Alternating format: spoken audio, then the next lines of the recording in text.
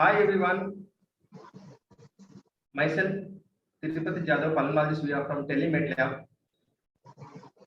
Telemed Lab is a one-stop healthcare solution for all your healthcare needs, whether doctors, pharmacy, labs. Telemed Lab is home healthcare services, and for better communication and for better OPD and inpatient experience between patient and doctors, we come up with this Telemed Lab mobile application and web portal where any doctor or patient can enroll it and start their clinic appointments or online consultations. So we have started an initiation of healthcare awareness campaign that is TeleMedLab Talks with all the eminent doctors all over India. So on board today we have with us Dr. Yugandhar Bhatt sir, the MD pulmonologist and consultant pulmonologist from Yashoda Hospital. Welcome to TeleMedLab sir. Yeah, thank you. Dr. R. Yugandhar Bhatt sir is a MD, consultant pulmonologist at Yashoda Hospital, Malakpet, specialized in sleep medicine, chest radiology, thoracoscopy, tuberculosis, video bronchoscopy, EBUS, and has presented a rare presentation of bronchogenic cyst with atrial fibrillation in Sydney, Australia. They also presented an unusual case of hemoptysis due to leakage of subclavian artery and pseudoaneurysm secondary to trauma. So today, topic of discussion will be seasonal fevers and sleep apnea.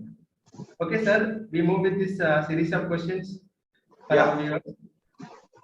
What are the seasonal diseases and what are the warning signs to get admitted in the hospital? Yeah, so it's an apt question right now because we have a very seasonal viral diseases. Particularly common presentation is fever, body aches, cough. These are the three common features which can be seen in COVID. We are already exhausted with the suffering in terms of COVID last 1.5 years. Apart from COVID, we have to concentrate other seasonal illness, viral diseases like dengue, malaria, scrub typhus, and even for that matter, leptospira. These are the 4 or 5 seasonal diseases which can be rampant during rainy season and winter season, not in summer season. So whenever you have a fever, 1 to 2 days is not controlled by your routine miracle drug paracetamol, Dolo 650. After that also still persistent high rise of temperature. Don't waste your time at home with a simple Dolo or countersaid drugs of antibiotics. Visit your nearby physician or if it is COVID pulmonologist or any other healthcare provider who will serve the purpose in terms of identifying early stages of diseases. What is the red flag sign? As you rightly mentioned, red flag sign is nothing but more than 101 degree Fahrenheit temperature, saturation dropping less than 93 at room air, and severe body aches, unable to move properly, and difficulty breathing even for the day-to-day activities. These are the 4 red flag signs where you have to subject your person or your loved one to the hospital, whether to get admission or not for a proper evaluation. So you should not neglect any fever thinking that it was subsided by simple Dolo earlier. 1 week back, my neighbor also recovered very well. So I also will do the same. This is the common mistake right now we are seeing, and we are seeing so many cases presenting to our casualty with the irreversible stage, where with all equipments have in like tertiary care hospital like Yashoda, also we are helpless in terms when they are coming with a multi-organ failure where people cannot recognize at home. Thank you. Okay, sir. We move to the next question. Sir, there are so many types of fever.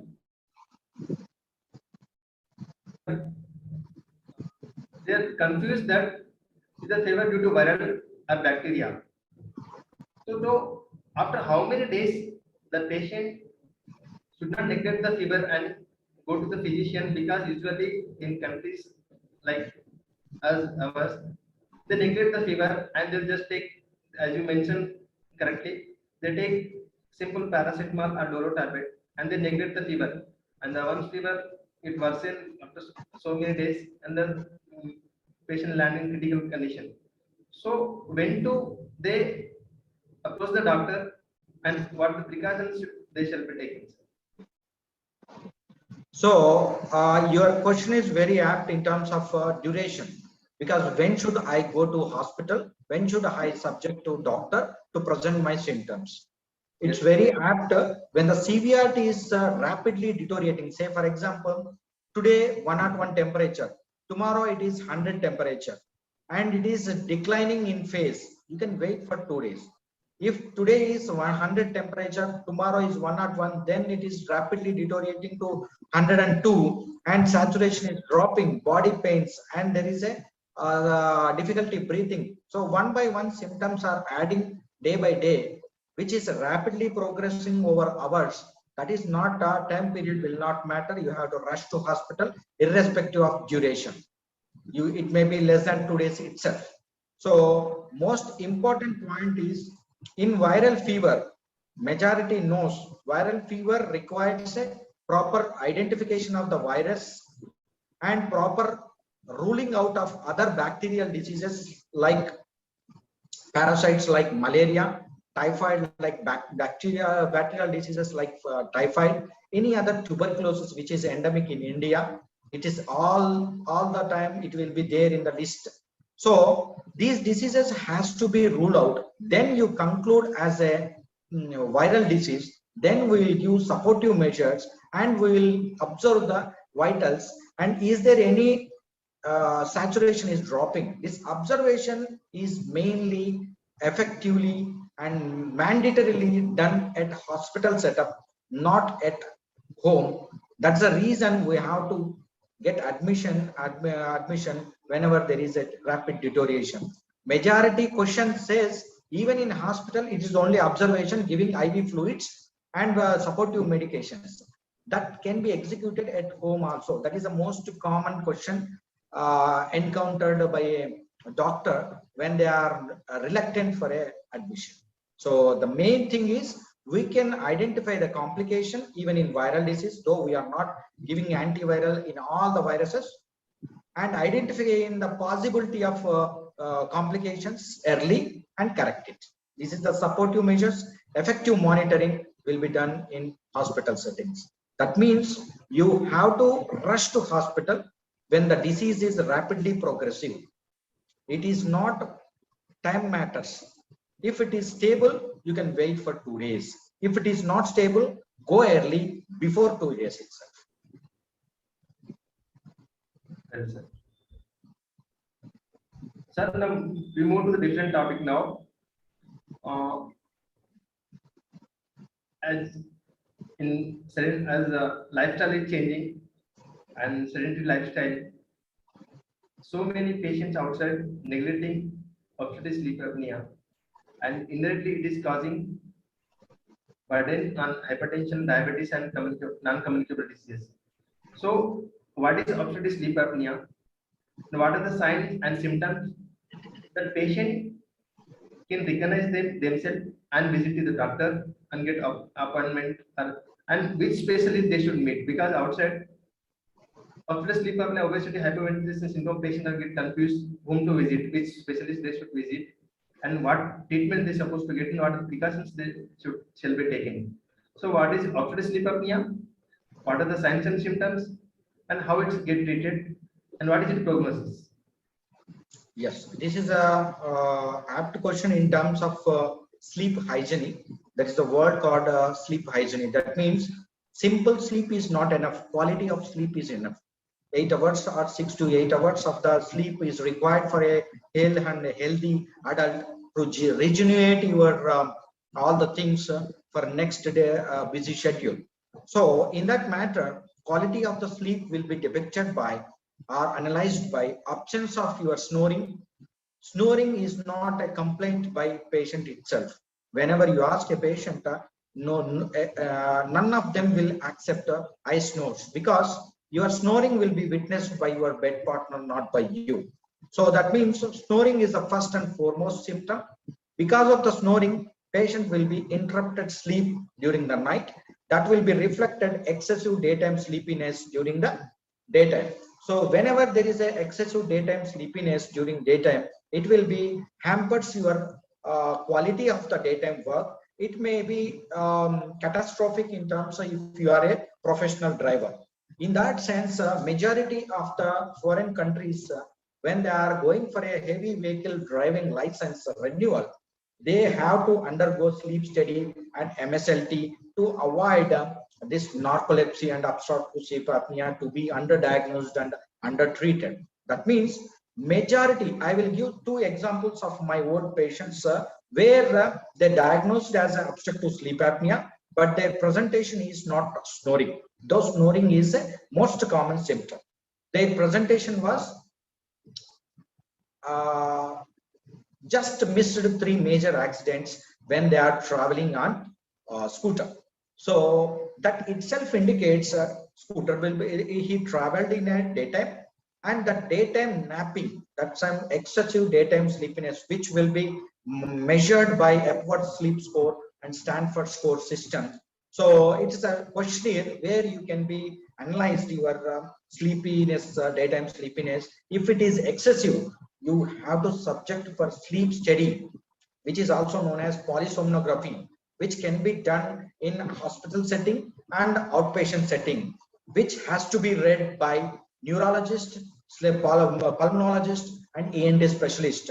Depend upon the problem. If it is a central sleep apnea, that is problem at the brain level, neurological level, neurologist will comes into the picture of management.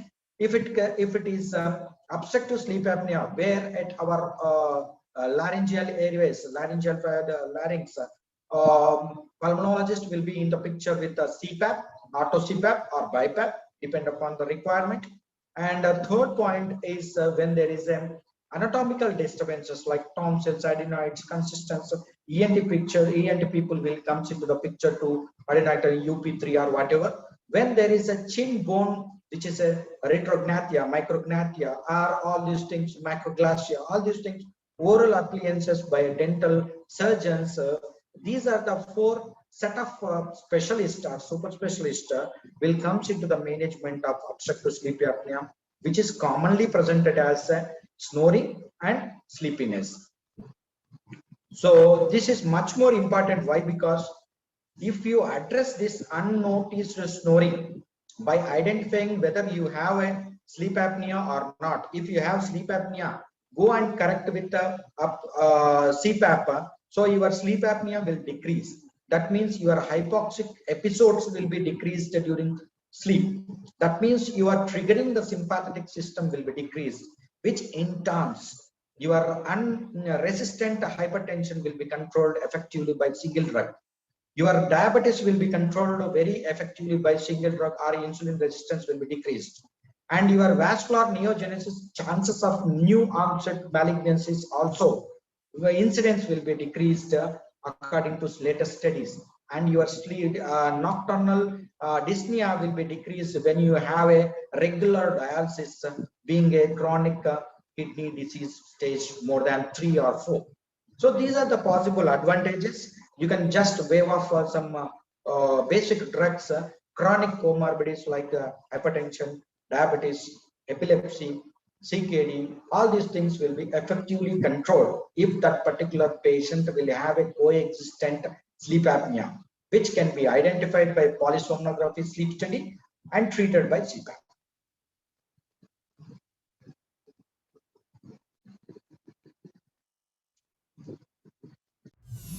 Main manifestation of sleep diseases, and which has to be treated, diagnosed by group of doctors. It's one pulmonologist and neurologist, ENT surgeon, and for that matter dental. So any excessive daytime sleepiness, any witnessed apneas. Witnessed apneas, nothing but a loss of breathing during some stay. So all these things will have to be addressed by majority of the times with a specialist. Well, sir. Sir, now we will proceed with next question. Yeah. Sir, how often obesity and hyperventilation syndrome is underdiagnosed? How they affect the daily activities? Yeah, definitely. Obesity and hyperventilation syndrome will go hand in hand. We can say as a synonymous in terms of obesity with the daytime hypercapnia, witnessed hypercapnia. That means raising of carbon dioxide during daytime. So that is the difference between simple obstructive sleep apnea and obesity hyperventilation syndrome. Obesity hyperventilation syndrome is nothing but having a daytime hypercapnia with OSA, obstructive sleep apnea. That means here in these individuals, obesity is associated with not only peripheral problem, that is obstruction at the level of larynx, but also central respiratory drive will be absent in these individuals. That's the reason for these patients, sleep apnea will be identified as a severe sleep apnea in polysomnography or sleep study. And the same patient ABG will show hypercapnia during daytime, which will be not be corrected by simple CPAP, unlike your simple OSA patients. So you need to go for a respiratory appliances other than CPAP, that is BiPAP and also AVSP. Okay, thank you, sir. Sir, most of the time we see hypertension, diabetes, and metabolic syndrome patients. The sugar levels not coming down, the hypertension not controlled by multiple medications, and still they present with the breathlessness of grade 4. So, do you think, sir, this obstructive sleep apnea underlying obesity hyperventilation syndrome could be the contribution factor for refractory hypertension or uncontrolled diabetes? For that matter, yes, partially. Why? Because all hypertensives need not to be having obstructive sleep apnea. But if hypertensive patient having obstructive sleep apnea identified by presenting symptoms like snoring or daytime sleepiness and confirmed by a polysomnography, proper sleep study, and treated by proper auto CPAP, and that hypertension will be effectively controlled with a single group of antihypertensives by physician or cardiology. So if OSA is not there and treating OSA with a CPAP in a hypertensive individuals will be not useful. It should be combination. Say for example, obstructive sleep apnea with COPD, obstructive sleep apnea with CKD, that is chronic kidney disease, obstructive sleep apnea with hypertension or diabetes or seizure disorders. These all chronic comorbidities will be effectively controlled by a single group of medication respectively if you address associated obstructive sleep apnea with CPAP. Okay, sir. Thank you for your time, and we look forward to have other topics with you. And anything, sir? One more question we left with. Last question is, sir, how is this uh, telemedicine portal or web portal going to help during this pandemic? And what is your opinion on this online consultation and telemedicine practice, sir? Yeah, definitely it will be useful for that because of social distancing. This is the one of the best part of our telemedicine is it will effectively follows the social distance. So for that matter, it will be effective not only this COVID, but also for all infectious pandemic diseases in future also.